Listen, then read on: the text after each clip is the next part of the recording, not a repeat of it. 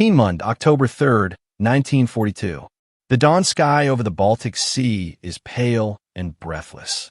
Frost glistens on the steel frame of a rocket that stands taller than any artillery shell mankind has ever imagined. Engineers in heavy coats cluster around the launch pad, their breath turning to fog in the cold. At precisely 9:35 a.m., a spark ignites. A column of fire tears upward, and the A-4 rocket, the prototype of Hitler's promised wonder weapon, rises into the thin blue, faster than sound, vanishing beyond the clouds. For a few seconds, silence holds. Then a dull tremor rolls back across the dunes, the sound of human history crossing an invisible threshold. 3 years later, the war will end in ashes, and this very design will lie in American hands, reassembled under new flags in the New Mexico desert. What began as a weapon of vengeance will become the blueprint for mankind's reach toward the stars. In the years between two world wars, before Hitler's rise and before the sound of bombers filled the skies of Europe, the idea of reaching beyond Earth had already captured a few restless minds.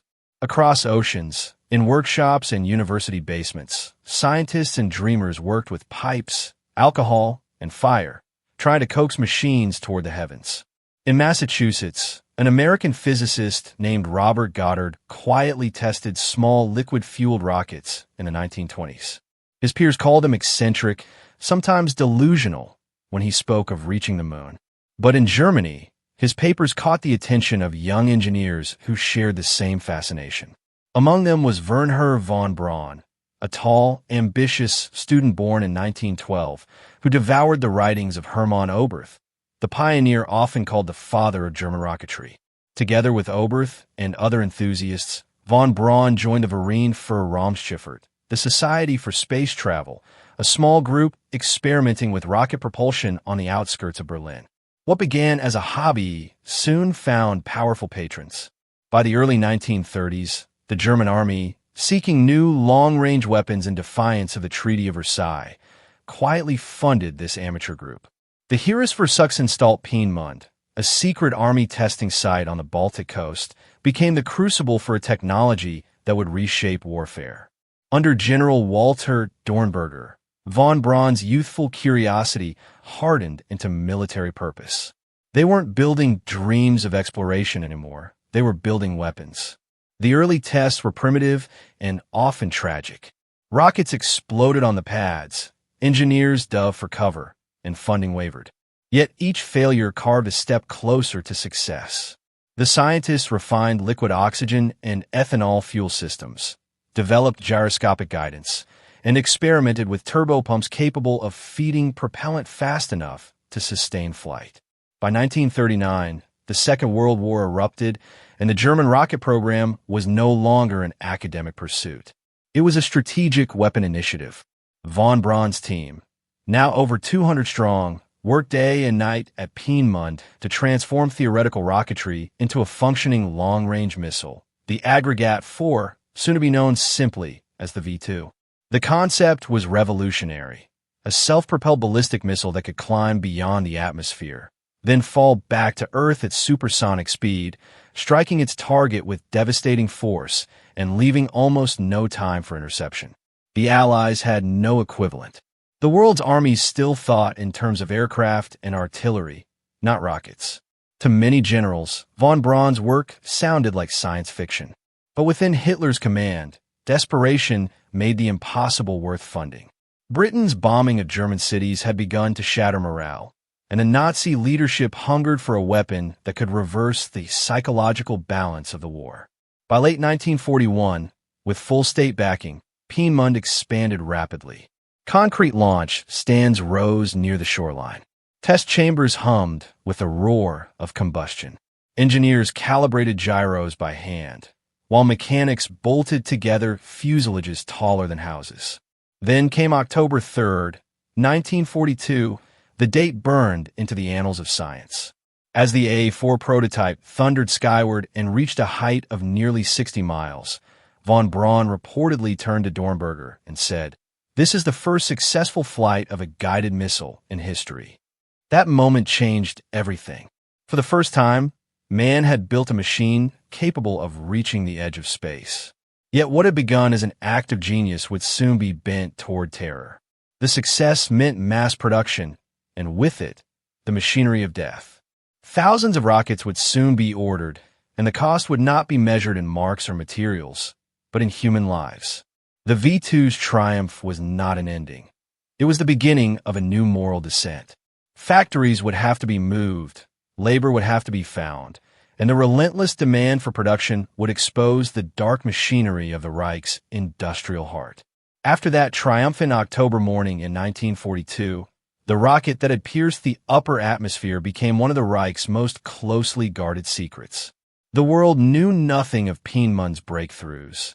To the Allies, it was still only a rumor, an intelligence whisper about a mystery weapon.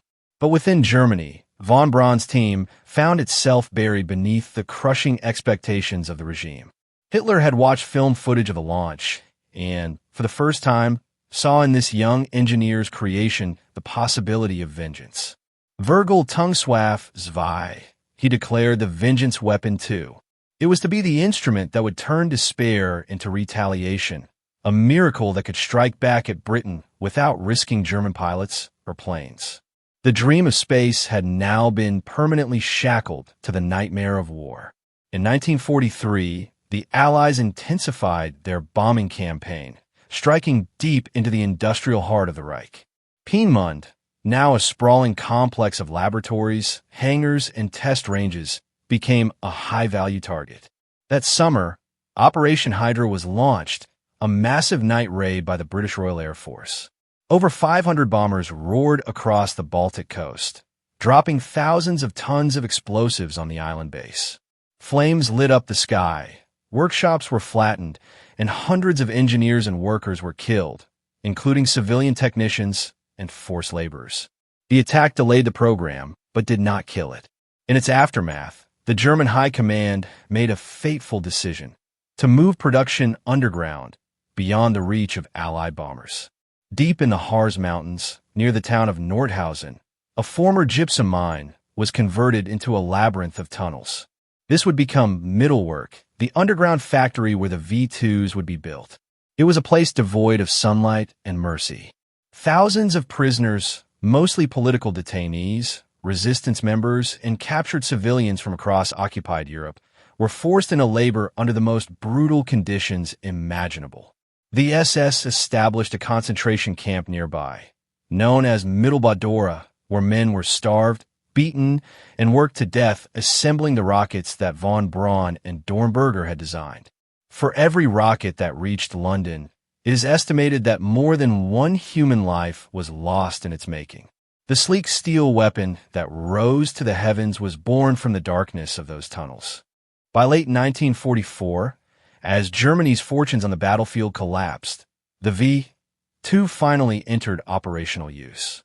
The first combat launches were aimed at Paris, Antwerp, and above all, London, the symbol of Allied defiance. The weapon was terrifying not only for its destructive power, but for its silence. It traveled faster than sound, arriving without warning. One moment, the city hummed with ordinary life. The next, entire streets vanished in an orange flash. Between September 1944 and March 1945, over 3,000 V2 rockets were fired, killing thousands of civilians.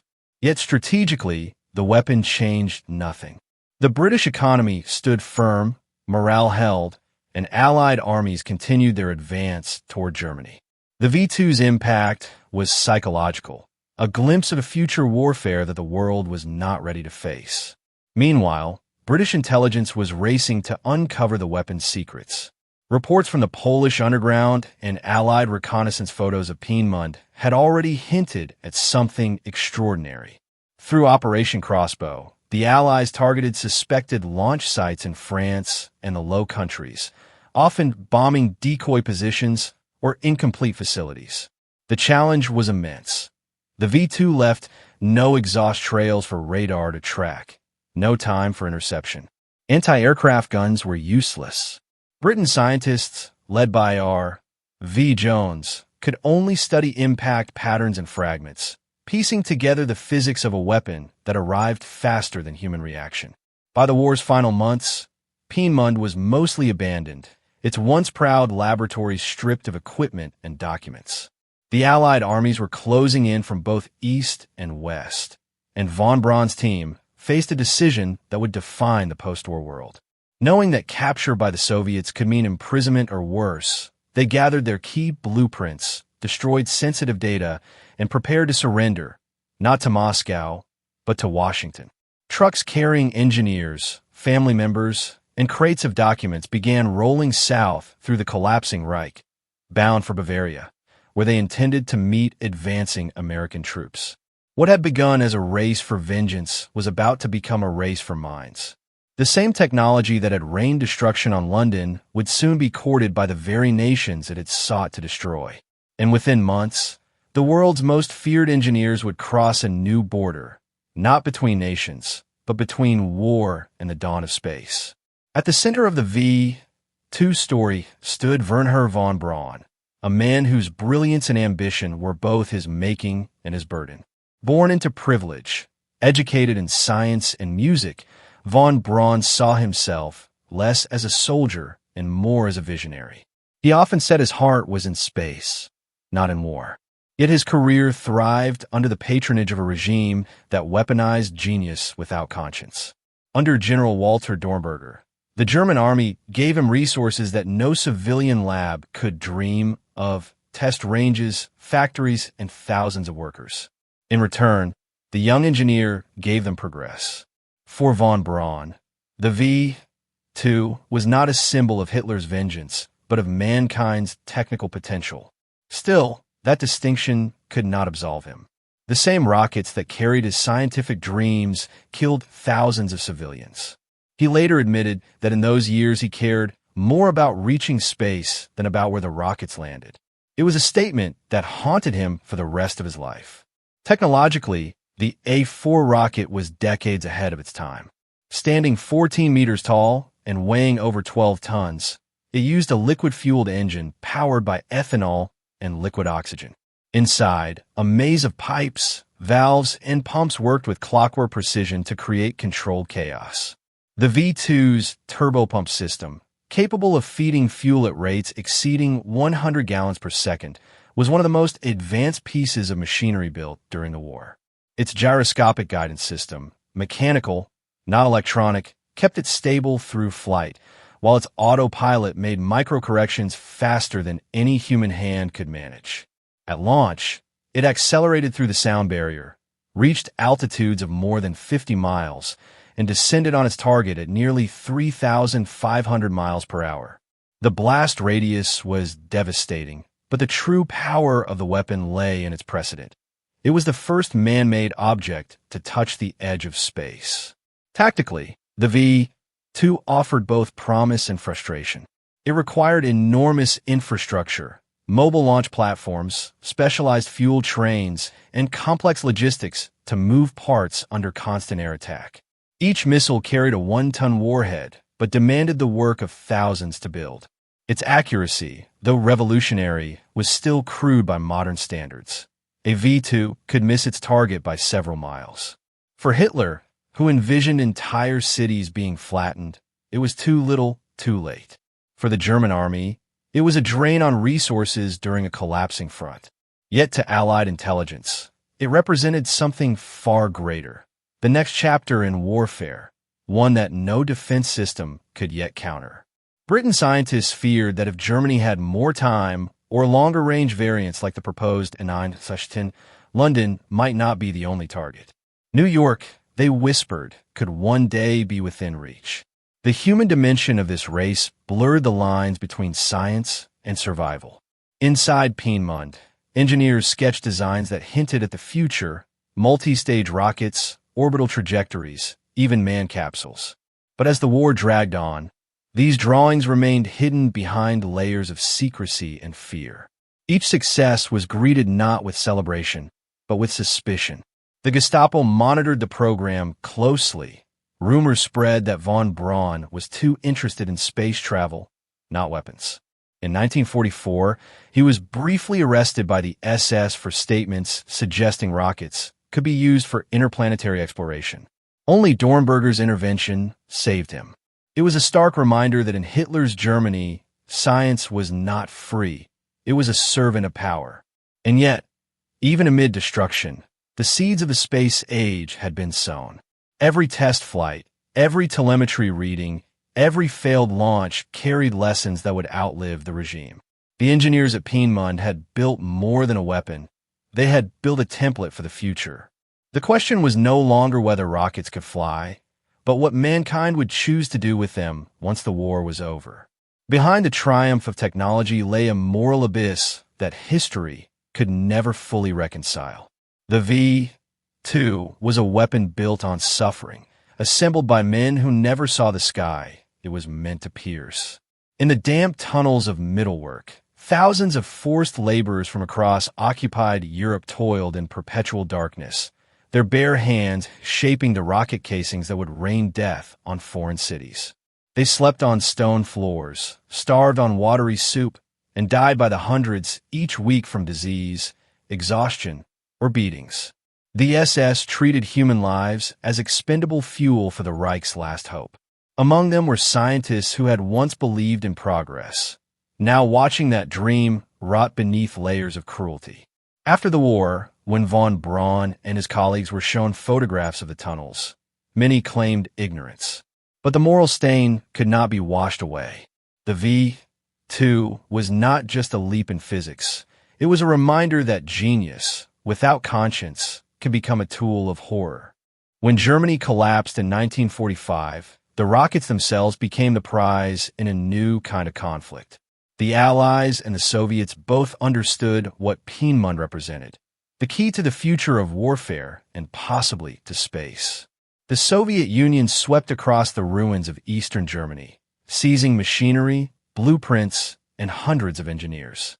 At the same time, the United States launched Operation Paperclip, a secret mission to capture the scientists before Moscow could reach them.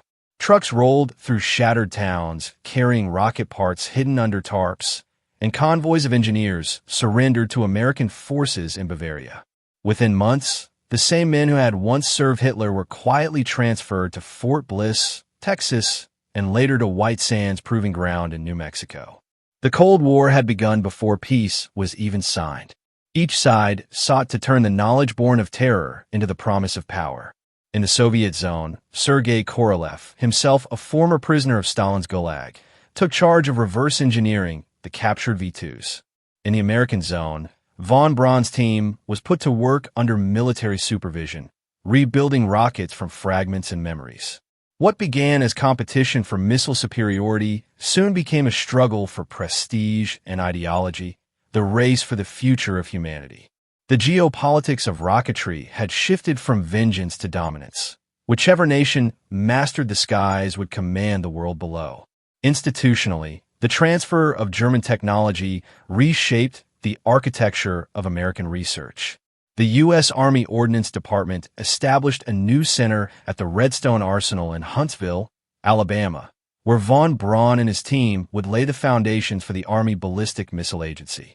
They trained a generation of young American engineers, translated German manuals, and adapted the V-2's design to create the Redstone and Jupiter missiles, sleeker, more reliable, and more powerful. In these workshops, the dream that had begun on the Baltic coast took on a new identity. What had once been a tool of destruction was evolving into a vehicle of discovery. Yet shadows lingered. Newspapers whispered about former Nazis working for the U.S. government, and congressional committees debated the ethics of employing men linked to slave labor. But the logic of the Cold War was merciless. America could not afford moral hesitation while the Soviets tested their own rockets across the steppe. In that rivalry, the origin of each blueprint became secondary to the promise of what it could achieve. The technology of the V-2 had transcended borders, ideologies, and guilt.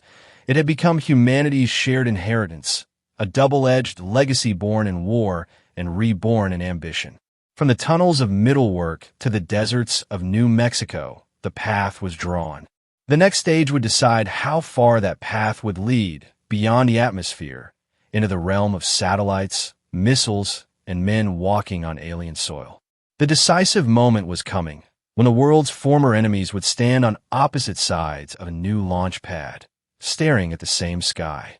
By the spring of 1945, Germany was dying. Cities lay in ruins, fuel supplies were exhausted, and even the most fanatical officers knew the war was lost. In the Harz Mountains, where the last fragments of the V-2 program still operated, Wernher von Braun and his team faced an impossible choice: surrender to the advancing Soviets or risk everything to reach the Americans. The Red Army was pushing west with ruthless speed, determined to seize the Peenemünde archives and capture the scientists who had created Hitler's miracle weapon. The Americans, advancing from the west, were equally eager but far less vengeful. To the engineers, the difference meant life or death.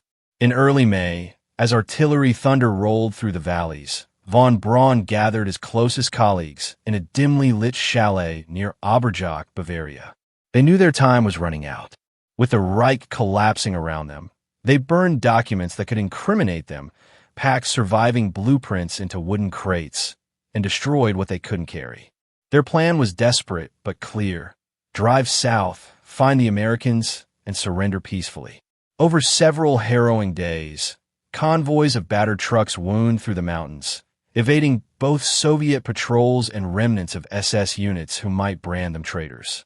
Von Braun himself was suffering from a broken arm after a car accident, his right arm encased in plaster, yet he refused to stop.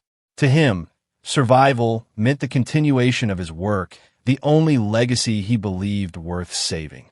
On May 2nd, 1945, near the Bavarian town of Riut, the group finally encountered an American patrol from the 44th Infantry Division. The exhausted engineers stepped from their trucks, carrying folders and drawings, hands raised in surrender. Major Robert Staver, the U.S. Army Ordnance Intelligence Officer, quickly realized who they were. These were not ordinary prisoners. They were the architects of the world's most advanced rocket program. Within hours, von Braun and his team were placed under American protection, fed, and questioned extensively.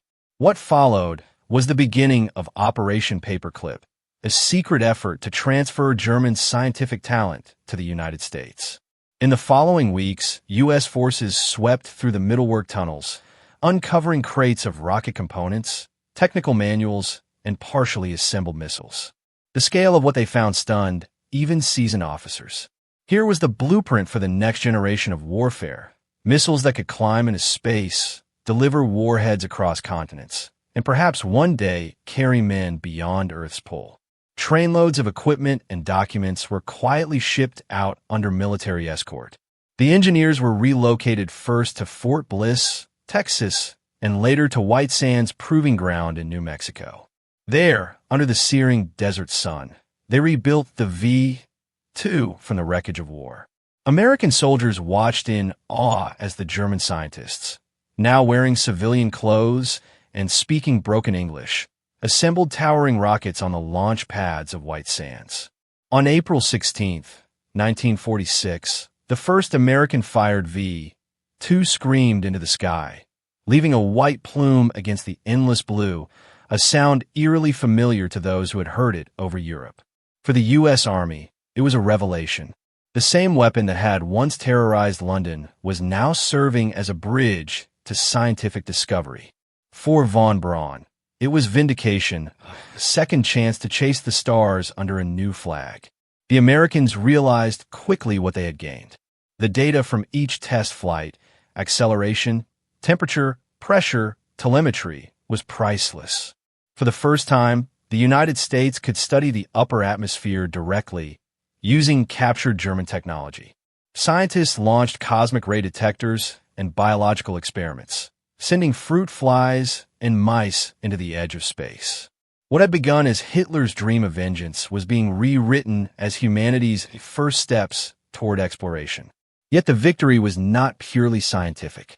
Every launch carried a shadow, the memory of those who had died in Dora, the weight of a moral debt unpaid. Von Braun and his men were no longer enemies, but their pasts followed them like echoes in the desert wind. Still, In the early days of the Cold War, ideals gave way to necessity. America needed their expertise. The Soviets were racing to build their own missiles. In the New World Order, yesterday's enemies had become tomorrow's architects. The countdown to the next great competition, the space race, had already begun. The only question was who would reach the stars first. The post-war years transformed Wernher von Braun's life and the destiny of rocketry itself. By 1950, he and his team had been permanently transferred to Huntsville, Alabama, where the Redstone Arsenal became their new Peenemünde, a place where the scars of war slowly faded beneath the hum of machinery and the language of engineering. Under the supervision of the U.S. Army Ordnance Department, von Braun led a team that now included both former German engineers and young American scientists eager to learn. Their mission was no longer to build weapons of vengeance, but to develop missiles capable of defending the United States in a new kind of conflict, the Cold War. The Soviet Union, under the genius of Sergei Korolev, had begun its own rocket revolution, transforming captured V-2 blueprints into the R-1 and eventually the mighty R-7. Once again, two ideologies were racing to control the skies, but this time, the battlefield was global. In Huntsville, the team designed the Redstone missile, a direct descendant of the V-2 but vastly improved. Standing taller and flying farther, the Redstone became the foundation for the United States' early ballistic missile program. Every success pushed von Braun's vision further from its wartime origins and closer to the stars. The engineers who had once worked under the shadow of the swastika and now wore American uniforms, their laboratory decorated not with propaganda banners, but with the flag of the United States. The contrast was striking, an image of redemption through science. Still, whispers about their past continued to circulate in Washington. Some congressmen argued that the government had traded morality for expertise, that Paperclip had blurred the lines between justice and progress. But in the tense climate of the 1950s, there was no room for moral hesitation. The Soviets were advancing rapidly, and America could not afford to fall behind. Von Braun's next creation, the Jupiter C, was built not for destruction, but for testing the possibility of spaceflight. By 1956, his team had perfected multi-stage rocketry, combining several engines that fired sequentially to push payloads higher than ever before. The dream that had once seemed forbidden was finally within reach. But across the ocean, Korolev was moving faster. On October 4, 1957, the Soviet Union shocked the world by launching Sputnik 1, the first artificial satellite to orbit Earth. Its steady beeping signal echoed across radio frequencies, a haunting symbol of Soviet triumph and American vulnerability. The shock was immediate and profound. The nation that had once prided itself on technological superiority suddenly realized it was second in space. Newspapers declared a technological Pearl Harbor. In schools, children were taught to crouch under desks while their parents stared anxiously at the sky. America needed a response, and fast. Von Braun's moment came in January 1958. Working around the clock with the Army Ballistic Missile Agency and scientists from the Jet Propulsion Laboratory, JPL, his team modified a Jupiter C to carry a small scientific payload into orbit. On the night of January 31st, 1958, the world watched as the rocket roared to life from Cape Canaveral. Minutes later, Explorer 1 entered Earth's orbit, the first American satellite. Its instruments detected cosmic radiation belts surrounding the planet, soon named the Van Allen belts after the Iowa physicist who led the experiment. The data changed science forever, but the symbolism mattered even more. The United States had finally entered the space age. For von Braun, the launch was more than victory, it was vindication. The same principles that had powered the V-2 were now propelling humanity into orbit. In a single generation, rocketry had evolved from a tool of terror to a vessel of discovery. Yet beneath the applause lay a quieter truth. Every triumph of exploration carried the echo of its origin. The fuel that now lifted satellites and dreams had once fallen as fire upon cities. Still, history had turned its page, and the man once branded a servant of Hitler was now hailed as the father of American spaceflight. In Washington, President Dwight D. Eisenhower authorized the creation of a new civilian agency to lead space research, consolidating military projects into one unified vision. On July 29, 1958, the National Aeronautics and Space Administration, NASA, was born. Its mission was simple yet profound: to explore space for peaceful purposes and to ensure that America would never again be caught unprepared. Many of von Braun's engineers, now American citizens, were transferred from Redstone Arsenal to NASA's new Marshall Space Flight Center. There, their ideas would evolve into the Saturn rockets, machines powerful enough to reach the moon. As the 1950s closed, the horizon of war had become the frontier of space. The same deserts that once echoed with the sound of captured V-2s now vibrated with the thunder of new engines. The world stood at the threshold of a new era, one that would test not only nations but the very nature of human ambition. From the ruins of Peenemünde to the launch pads of Florida, the path had been long, dark, and unrelenting, but the flame that rose into the night sky was proof that even out of humanity's worst conflicts, something greater could emerge. By the dawn of the 1960s, the world had changed beyond recognition. What had begun as a secret military project on a remote Baltic island had evolved into a global enterprise that defined modern civilization. The V-2's legacy, the technology, the science, and the men who built it had crossed oceans and ideologies, reshaping both war and peace. In the United States, the transfer of knowledge from the German engineers to a new generation of American scientists accelerated innovation at an unprecedented rate. Within a decade, the lessons of Peenemünde had evolved into the foundation of ballistic missile systems, weather satellites, and interplanetary probes. What was once the weapon of a tyrant had become the backbone of human progress. The United States Army Ballistic Missile Agency, ABMA, became the crucible of this transformation. Under von Braun's leadership, it not only refined the Redstone and Jupiter missiles but also developed the larger, more sophisticated Saturn I series that would later power NASA's space missions. The early 1960s saw a period of frenetic growth, new launch facilities in Florida, specialized tracking stations around the world, and the birth of a scientific culture that united physics, mathematics, and engineering under one monumental goal: to explore space. America was no longer catching up, it was leading the race. The same engineering lineage that had once built the V-2's steel shell now guided astronauts toward the stars. Across the Iron Curtain, the Soviet Union followed its own path.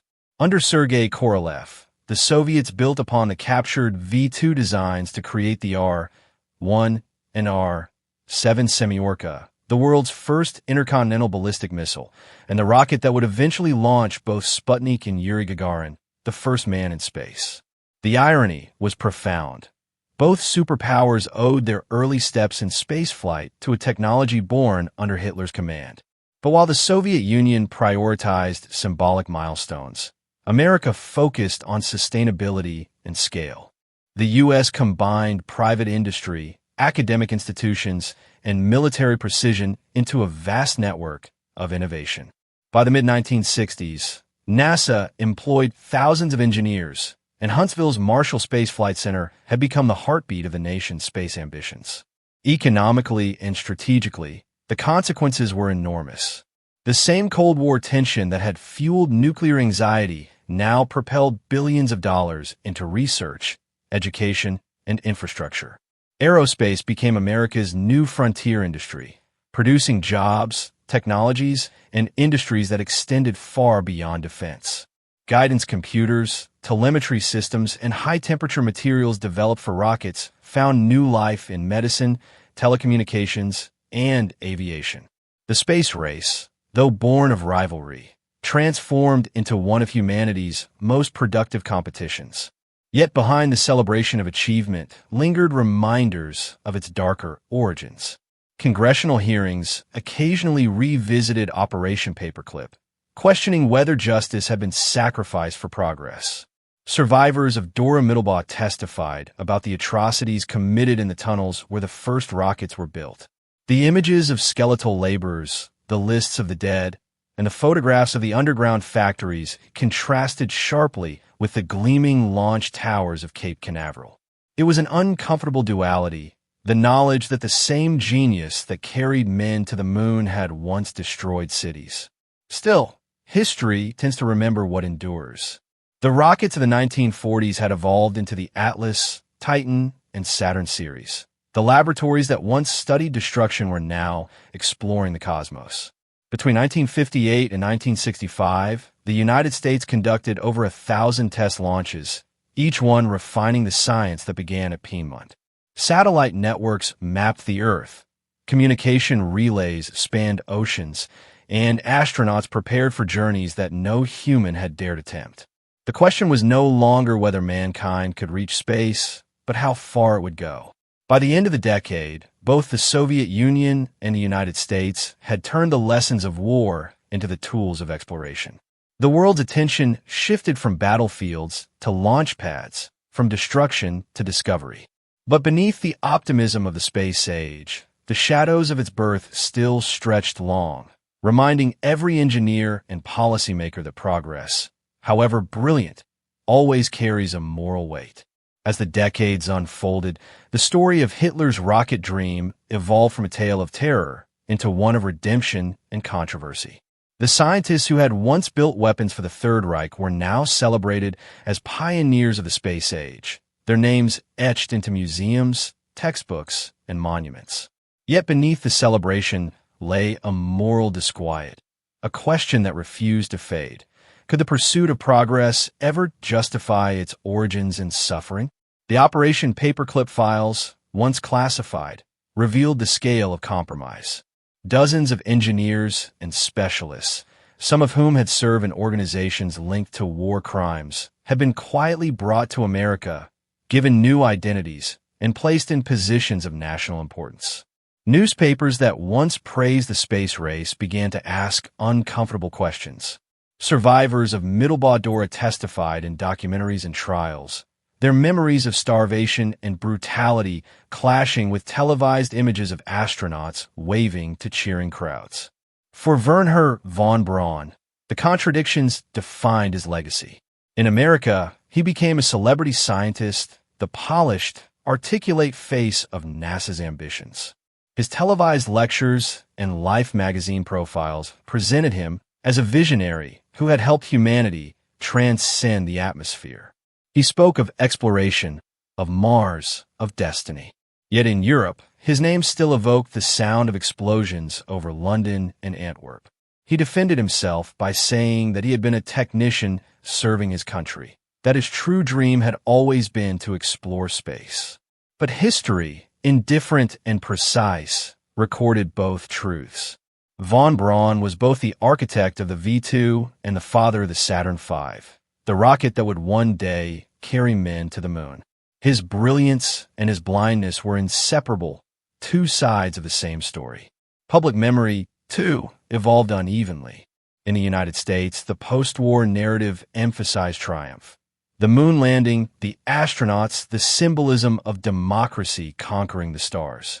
The moral origins of the technology were seldom discussed. Museums displayed gleaming rocket engines and scale models of space capsules, but few mentioned the tunnels of Mittelwerk or the prisoners who had built the first prototypes. In Germany, remembrance took the opposite form, sobering and self-critical.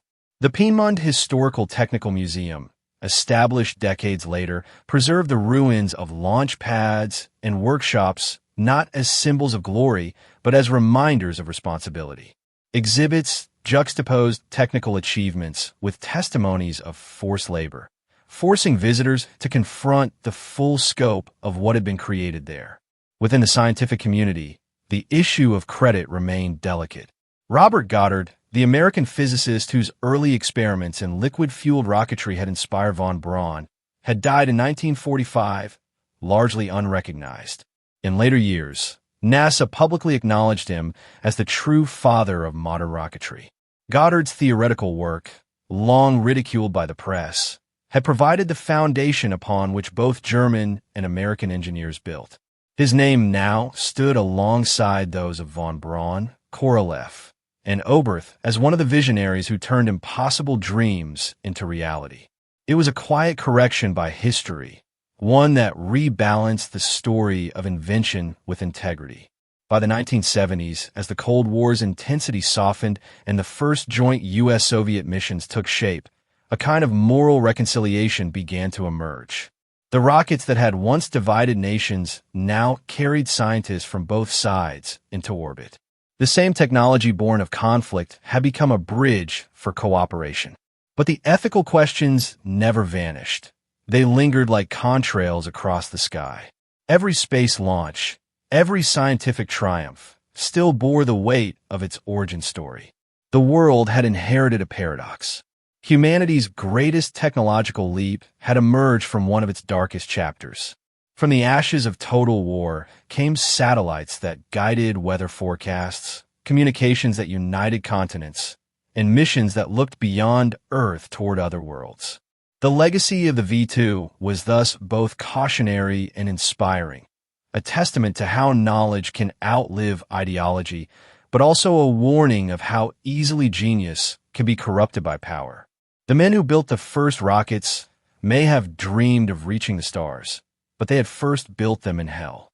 In the quiet of history's long arc, the story of Hitler's rocket dream stands as one of humanity's most haunting paradoxes. It began in the smoke and steel of tyranny, forged by men who served a monstrous regime, yet it ended with humanity looking skyward, united under the same stars. The same equations that guided the flight of the V2 became the language of space travel. The same engines that once brought death to cities later carried astronauts beyond the Earth's embrace. It is a reminder that technology itself is neutral, neither moral nor immoral, until shaped by the hands and hearts of those who wield it. In Peenemunde's roar, there was both terror and brilliance. In Cape Canaveral's thunder, there was redemption and hope. When Apollo 11 launched in 1969, the Saturn V's engines thundered with a legacy of everything that had come before. The flame that once symbolized vengeance now lit a path toward discovery. As millions watched Neil Armstrong step onto the lunar surface, the echoes of 1942 felt distant, yet never erased. The line between creation and destruction had merely shifted its purpose. Humanity had proven that the same power capable of devastation could also lift it toward the unknown. But that triumph carried a quiet responsibility, a moral duty to remember where it began and to ensure it would never descend again into darkness. Every countdown since then, every satellite, probe, and mission has carried within it a trace of that dual inheritance, the ingenuity of science and the memory of suffering. It is both a warning and a promise. The V2 was born in war, but its descendants journeyed to the moon and beyond. History, in its strange symmetry, turned a weapon of despair into a vessel of wonder. And in that transformation lies the greatest truth of all, that progress without conscience is hollow, but progress guided by humanity can turn even the darkest dream into light.